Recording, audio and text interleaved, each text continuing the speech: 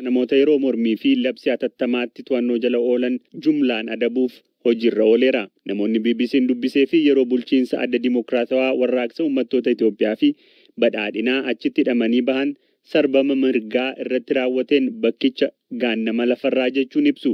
Awaash Arbaa magaalaa guddoo Finfinneerraa kiiloomeetira 445 fagaachuun naannoo Affaar keessatti argama.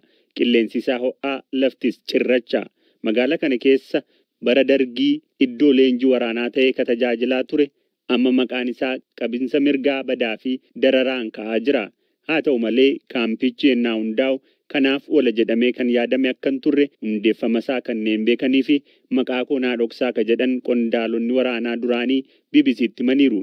Bakkichi jalqabarra dhaabbanni daandii hojjetu wiirtuu isaa godhatee kan itti dhimma bahaa ture ta'uu himu. Qondaalli waraanaa duraanii ji'oota muraasa dura kaampii kana daawwachuu himan. Addi Dimokiraatawaa Uummattoota Itoophiyaa mormii akka lakkoofsa Itoophiyaa bara 1993 fi 1997tti mudate irratti Awaash Arbaa kaampii dhidheessaa Xollaa'eef kaampiiwwan waraanaa biroo keessatti namoota hidhaa akka ture dubbatu.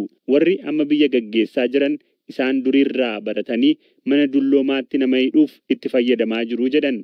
Labsi yeroo hatattamaa wal qabatee namoonni jumlaan hidhaman manneen kanneen keessatti hidhamanii mirgi isaanii sarbamaa akka jiru qaamoleen mirga namoomaaf falman gabaasaniiru. Namoonni yeroo adda addaatti bakka sanatti hidhamuun dararaan qaamaaf xiinsammuurra ga'uu himatan bakkicha Guantanamo Bay kan US shakkamtoota Al-Qaayidaa murtii maleetti hiitu waliin wal bira qabu.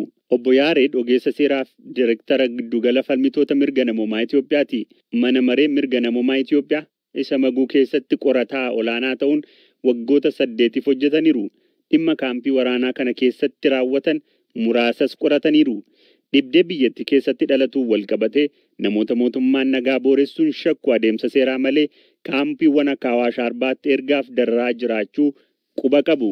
Ministeerri Muummee Abiy Ahmed waggoota 5 dura mormii biyyattii keessatti dho'ee booda gara aangoo wayita dhufan hidhamtoota siyaasaa gadhiisuun ji'oota jalqabaa kan leellifaman turan. Qorannee hiina malee hiinee hin qorannuu jechuu isaaniitiinis leellifamanii turan. Obbo Yaared haasaan ministeera muummee kun fudhatama argachuuf haasaa godhame malee murannoo qabaachuurraa kan madde miti jedhu.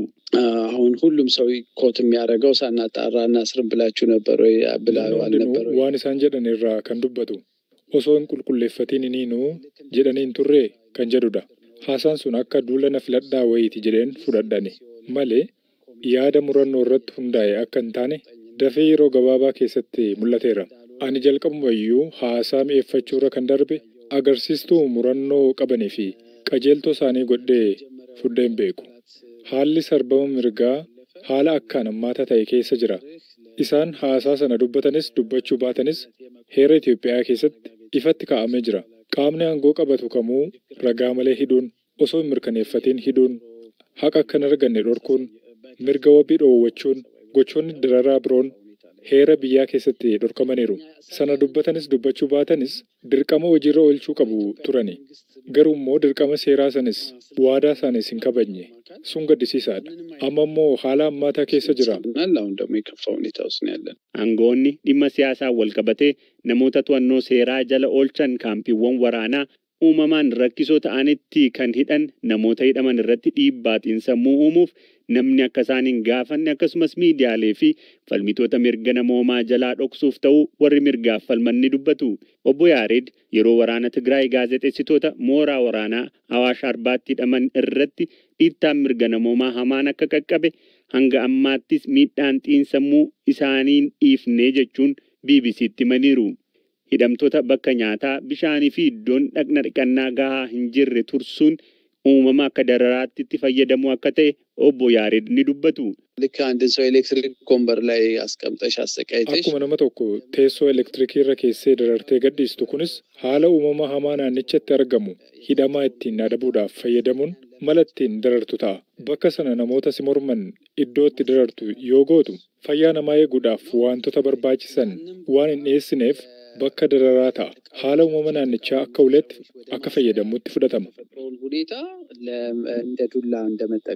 Koomishiniin mirga namoomaa Itoophiyaa fi miseensonni mana maree hidhamtoota Awaash Arbaatti erga daawwatanii booda gabaasa isaanii keessatti giddugalli tursiisa poolisii federaalaa Finfinnee waan dhiphateef bakka tursiisaa yerootti geeffamuu poolisiin akka itti ibsee jira.